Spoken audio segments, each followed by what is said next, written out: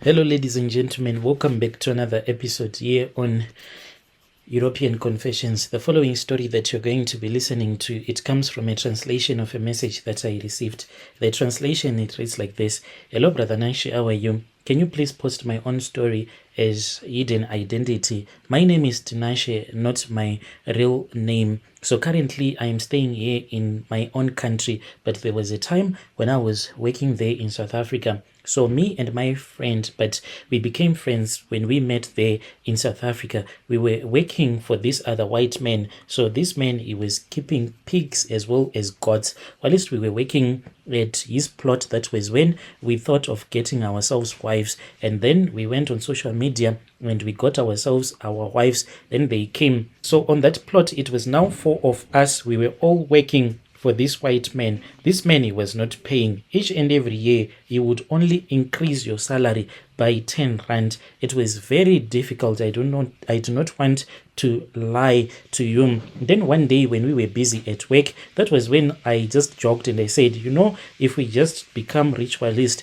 we'll become even rich so much that we can even buy our own farms. Then we started to have that discussion. And when we arrived home, my wife was like, were you serious about what you were talking about? And I said, yes, I am serious. Then she told me that she had one of her own uncles who once married this other woman who was the daughter of a powerful traditional healer who was staying in Mount Darwin. That man, he was said to be very notorious when it comes to giving people tokoloshes. And then when she told me this story, I said, let us do this. So, Brother Nashi, after that, we then started discussing this thing because we were almost like a family. Each and every time when we would be at work, when our boss will shout at us, our wives will say, you see, you need to be rich. This man is treating you as if you are small boys. Let us just try to find a way to even make money. So then my wife, since she was the one who had access, she was then given the phone numbers. We did not tell our friends that already we had gotten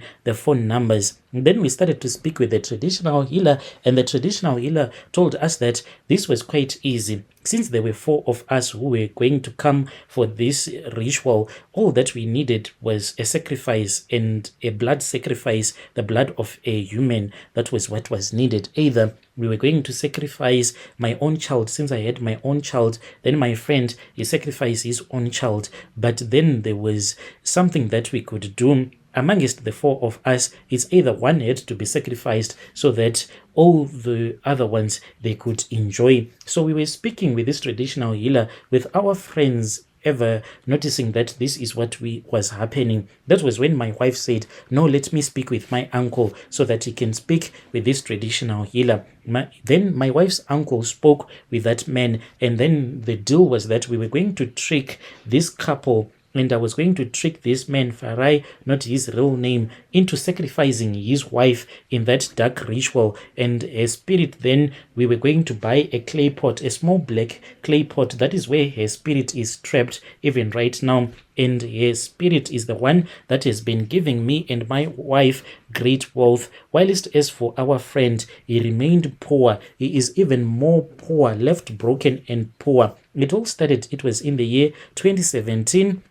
We were both struggling in life, and then that was when we said, let us go to Zim. So my wife was the one who knew everything, who knew where we were going. First of all, we went to her uncle's house. When we went to her uncle's house, then we were told that the women, they were supposed to remain behind, since there was already a plan that my friend did not know that where we were going, like we were going to sacrifice his wife, but he did not know that me and my wife, we had made a deal with the witch doctor. So I convinced Farai that our wives, they were supposed to remain behind. This was in Harare, staying at my wife's uncle's place. Then we went there to Mount Darwin. When we went to Mount Darwin, he trusted me completely, thinking that I had his best interest at heart. Since we were both suffering there in South Africa, we made the journey. Whilst we arrived there, that was when the traditional healer said that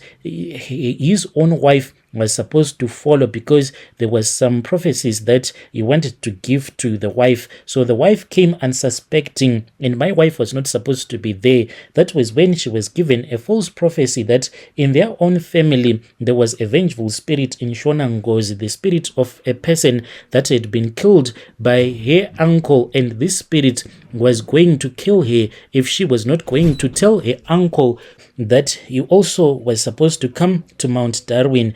Then my friend's wife said it was impossible because the uncle was someone who was considered to be a man of God. He was never going to agree to be summoned to a traditional healer's house. That is how this whole thing started. Then a ritual was done, but this ritual, it was designed in such a way so as to trap her spirit after she would have died. She was given that same clay pot that me and my wife had bought. She was told to hold that clay pot, and then after everything had been done, then we were told that the rituals were now complete. We then returned back to South Africa. I don't want to lie to you. I watched as her health grew weaker and weaker until she died. This was about a month later. We all blamed that spirit, the vengeful spirit, since her own husband had had this vengeful spirit as it was talking. So as for now,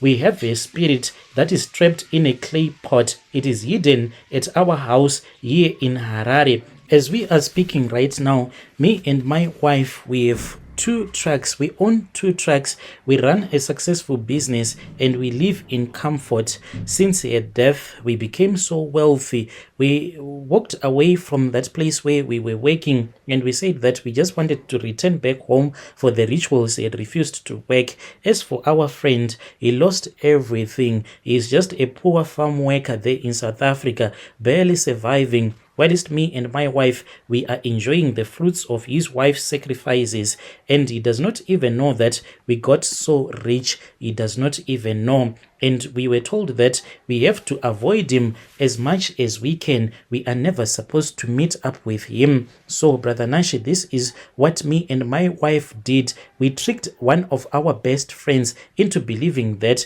this thing that we were doing, we were all going to benefit. Yet we had been told by that traditional healer that we were going to trick our friend so that we can use his wife's spirit. So, Brother Nashi, this is what we did. When you post my own story, please tell me, because I will be following through in the comment section. As for that clay pot, it always stays hidden in one of our wardrobes, and we have since told our kids that no one is supposed to touch that clay pot. Even our maid, she is not allowed to enter into our bedroom. But there was this other day, Brother Nashi, when all of a sudden the electricity went. My wife, she had gone to church. I had never been so afraid because we live in such a very big house. I was in my bedroom, then the electricity went, and I thought that the generator was going to kick in, and it was like I was sitting in total darkness. All of a sudden, Brother Nashi, when I wanted to go and see why the generator did not kick in after the electricity was gone, when I woke up from the bed, when I was walking out of the bedroom, that was when I saw a shadow. I saw the shadow of my friend's wife. She was in the mirror I saw her shadow in the mirror of that wardrobe where we keep a clay pot. I screamed, Brother Nashi, when I was running out of our bedroom. Even my own kids, they said, "Dad, what's wrong? What's wrong?" As they were all running out of their spare bedrooms with their iPhone torches switched on. That was when I pretended as if I thought that I had seen a thief, but I had seen the spirit of the woman that we are using to make money. Dear listeners, right there was a message that was sent to me by one of our dear brother. Strange things indeed, they do happen in this world. Your